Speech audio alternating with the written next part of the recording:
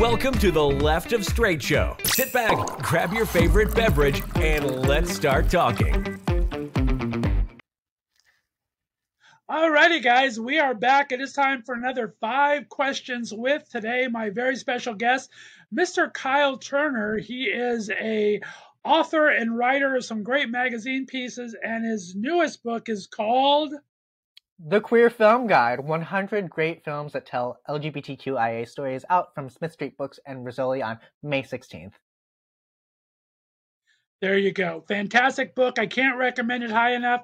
Kyle, you ready to play a little 5 questions, my friend? I am ready and raring. Alrighty, question number 1. Now, if you could only write one subject for the rest of your life, what would you choose and why? I would choose film. I feel like I've already done that for myself, but if I'm trying to choose like a better, like more interesting answer, I would write about James Bond. Nice. I like it. And if you were to describe your life in only movie titles, what would at least 3 of those titles been to describe the life of Kyle Turner? Ooh, that's a good question. I would, In the Mood for Love, Wong Kar-wai.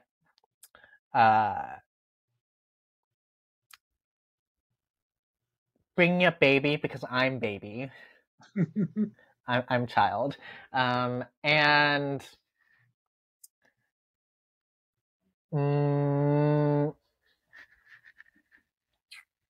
Spirited Away. Oh, nice. All right. Very cool. I like it. All right. Question number 3. If you could choose one film from the Queer Film Guide that you wrote to introduce someone who's unfamiliar with queer cinema, which of those 100 films do you think you'd choose to start with? I like choosing Knife Plus Heart, which is a 2018 film by Jan Gonzalez, and it's like a queer slasher movie. And I think, unless they don't like horror movies, what I like about that film is that it's like right at the intersection of, it's a really smart movie, it's a non-English language movie, so it's hopefully exposing them to non-English language cinema. And it's fun. It's a fun movie. It's very entertaining and exciting to watch. So that's usually the one that I really love showing people. Nice. All right, question number 4. If you could only watch movies from one specific decade for the rest of your life, what do you think you would choose and why? What's one of your favorite movies in that decade? This is such a boring answer, but I do have like a proclivity towards like movies from the 70s, which new American or new Hollywood wave. You've got Cabaret, you've got The Bitter Tears of Petra von Kant. You have like so many different examples of film sort of finding a new sense of expression that's like in reaction to the Vietnam War and the post-60s sexual revolution and the sort of sexual anxiety that came with that. So I think I would go with the 70s. Nice. I like that. All right, and last question, Kyle. Which fictional character from either film or literature do you think you identify with the most and why? Are we including television or film and You literature? can do television, sure. Okay, for television, I would say Niles Crane from Frasier. He's neurotic and bookish and thinks he's a more, I think, socially adept than he actually is, but he has a good heart. He's thoughtful, romantic, a little bit of a hopeless romantic, I guess, sort of nebbishy.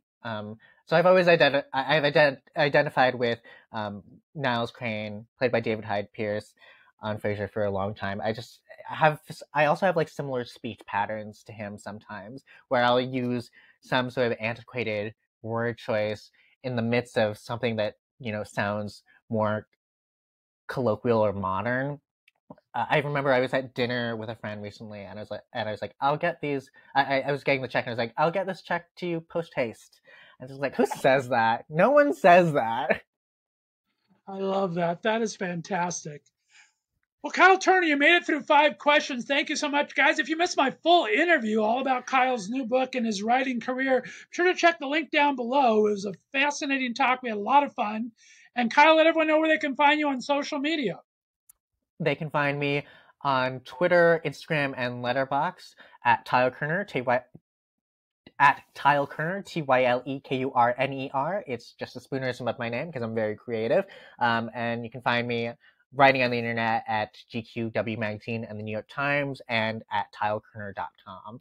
And thank you so much for having me. This has been so much fun. Always a pleasure, my friend. You're welcome to come back anytime.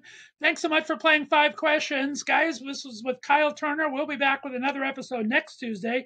You listen to Left of Str8 Show right here on the Left of Str8 Radio Network. Have a great day.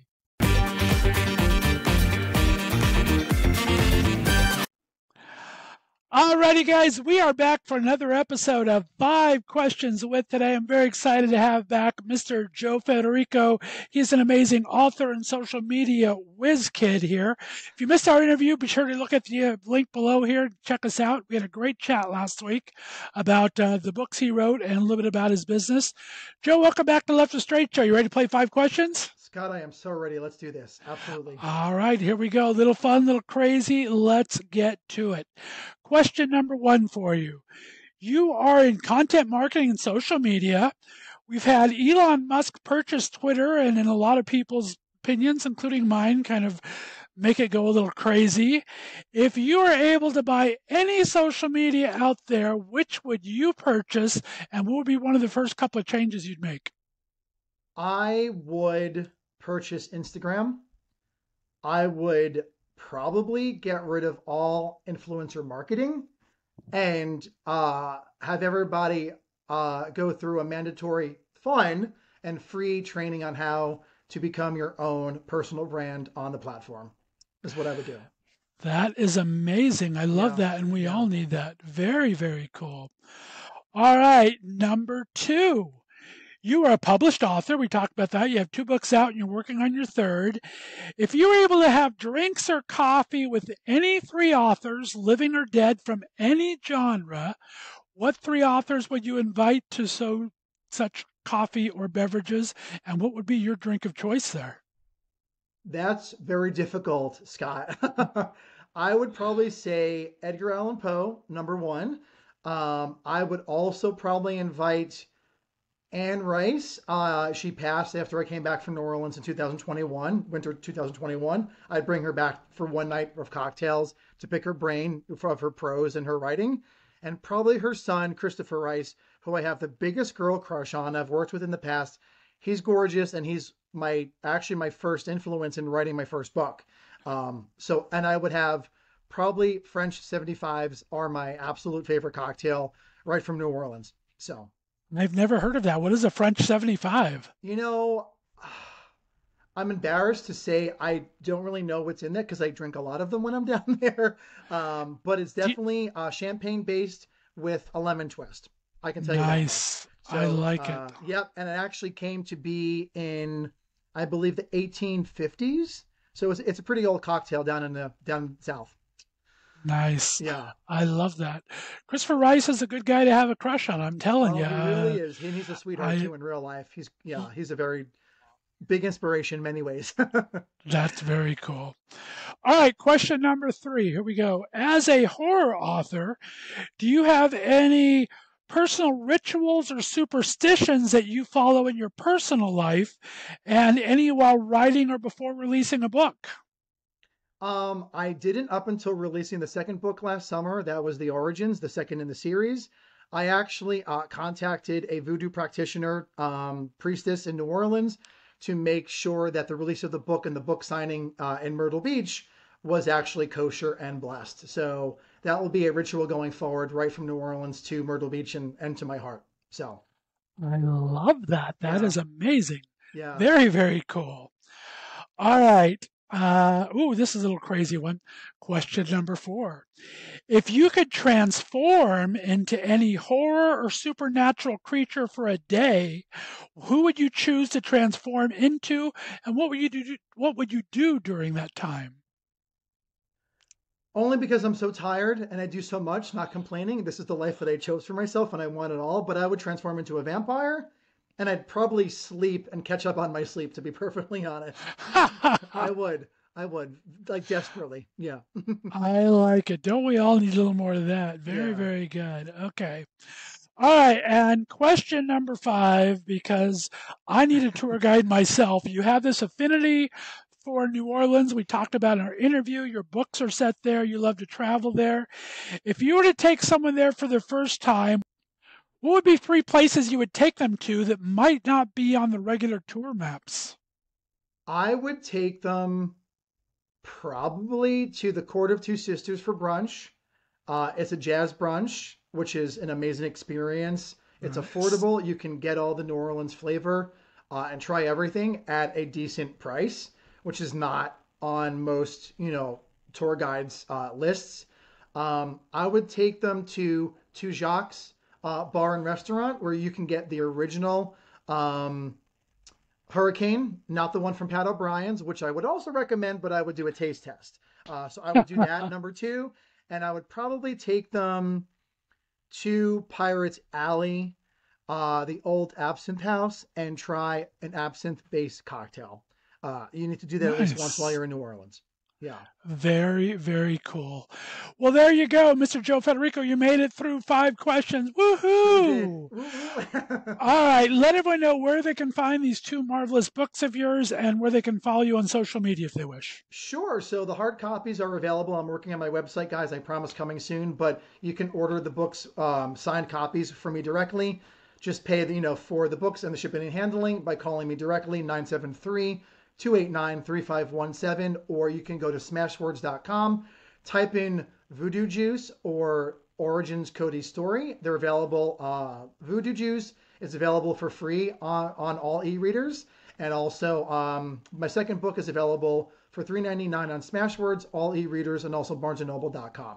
On social media, you can follow me on Instagram at Joseph A. Federico, and the hashtags Joseph A. Federico and the Marketing Maven. Fantastic. Joe Federico, thanks so much for being on the Left of Str8 Show and playing 5 questions. Thank you so much Guys, for having me, Scott. you're very welcome, my friend. Stay on the line, guys. We'll be back with another 5 questions next week. You're listening to the Left of Str8 Show right here in the Left of Str8 Radio Network. Have a great day, everyone.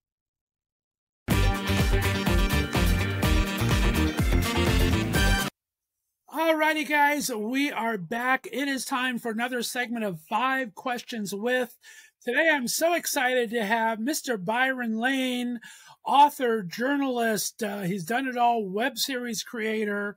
Amazing. We have a brand new book out, Big Gay Wedding, that premiered May 30th. If you missed our interview, you can check it out right down here. We'll have a link down below. Byron, welcome back to Left of Str8 Show. I always love being here, Scott. Thanks. You ready to play 5 questions with me? I hope. I'm a little nervous. You can do it. I have faith in you. All righty. Question number 1. Imagine your book is being adapted into a movie.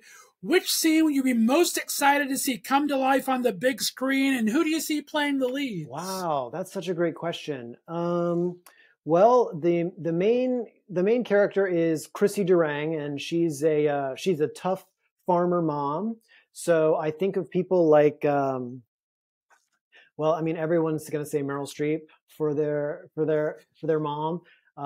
She would be great. Frances McDormand is a star. Sigourney Weaver. The thing is, at my age, I grew up with these greats, Bette Midler, Goldie Hawn, and so there is still a part of me that would love to work with them someday. So those are all names that come to mind. And the scene I'm most excited about, I'd have to say, of course, the book is called Big Gay Wedding, but before the big gay wedding, there are also big events that lead up to it. And when some of these main characters all meet, there's a big dinner scene, and gosh, I want to see it. I want to be there. It's fun to see all these personalities clashing. That is awesome. I had just seen, rewatched A League of Their Own before I read it, and I had Gina Davis's picture in my head the whole She'd be time. so great. Of Mom. Yeah, there's so many great actresses that can play Mhm. this part. Excellent. All right, question number 2.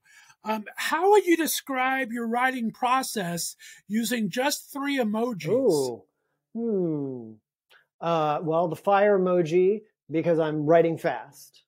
I tend to write fast and then go back and polish later. And maybe it's that emoji with like that guy, the quirky guy, Nice. because I do try to bring that into my manuscripts too. I want people to laugh and to feel charmed and that kind of thing. And then maybe the last one is the crazy eyed one, because sometimes that's what it feels like at the end, when you have tens of thousands of words and you have to cut some of them that you really love or add some where you didn't at first and that kind of thing. So sometimes by the end of a manuscript, you really do feel like you've lost time and space. I love it. Good answer. All right. Question number 3. If you could be a fly on the wall and observe your favorite author, living or not, where would you be? That is a really good one. I have so many favorite authors, and they're all so mysterious to me. But if I get to be a fly on one of their walls, I think maybe the one I would pick would be someone who I'm pretty sure has an interesting life, and that's Chuck Palahniuk. His work is always full of characters with guns in their mouths and like crazy things are always happening. And I'm always wondering, like, sir, what are you doing every day that you are having these ideas? And so I love his writing so much, and I'd love to be a fly on the wall of his life to see how he's inspired and his process. Fantastic. All right. So which one of your characters you've created, either from screen or book, would you choose as a roommate and why? Let's see. Well, I would want someone quiet. And I would want someone, I don't know. You know what? From Big Gay Wedding, I'm going to pick Pawpaw. I had a Pawpaw in real life, Mama and Pawpaw. And I also had a Nini and a Nanan. We're crazy down in the South. But from Big Gay Wedding, I would choose the grandfather character because he is he's wise, he's easy. He lives in a nursing home, so it's small space. So we'd have to keep it tidy, but also you get fed 3 meals a day there. That's not a bad deal. And I really appreciate his zest for life. So in the book, he's the character who's getting older and he's looking back at what he's done, and he's looking forward at maybe a limited time ahead and how he wants that time to be colorful and how he wants to be remembered. And so I think that he'd make for a pretty great roommate. There you go. And last question, along the same lines of these last 2, if you can invite any 3 fictional characters to a dinner party, who would you choose and why? This is so hard. Does everyone say Jesus? Well, maybe he doesn't count as fictional. Oh my God, controversy. So this is crazy, but off the top of my head, I tend to really love big personalities. So maybe I would choose the guy from Confederacy of Dunces. What's that guy's name? Do you remember? Damn it, it escapes me. I don't remember the character's name. Yeah, I do know. So that guy, and he's got a great name too. And then I just reread Cavalier and Clay. God, anyone from that book. What a fantastic lineup of characters in there. And my current read is Haunting of Hill House by Shirley Jackson, and the doctor in there, he knows how to get a good group together. So I think maybe I would choose that guy to lead us through a dinner party. Nice. Great answers all.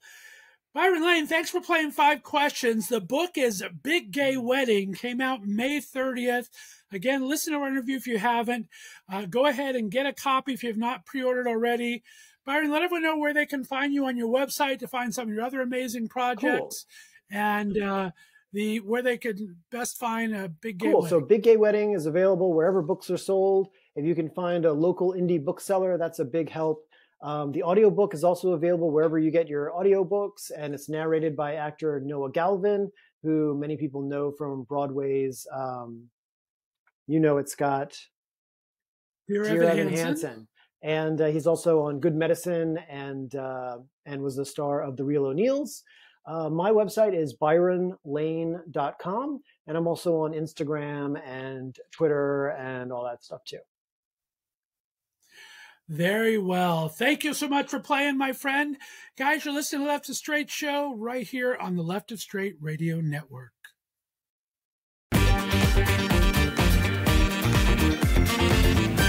Thanks for listening to the Left of Str8 Show. Be sure to subscribe on your favorite podcast distributor, and please give us a 5-star rating so more listeners can find us. You can follow us on social media, and be sure to check out our website, www.leftofstraightradio.com, for contests and other news and information. See you next week.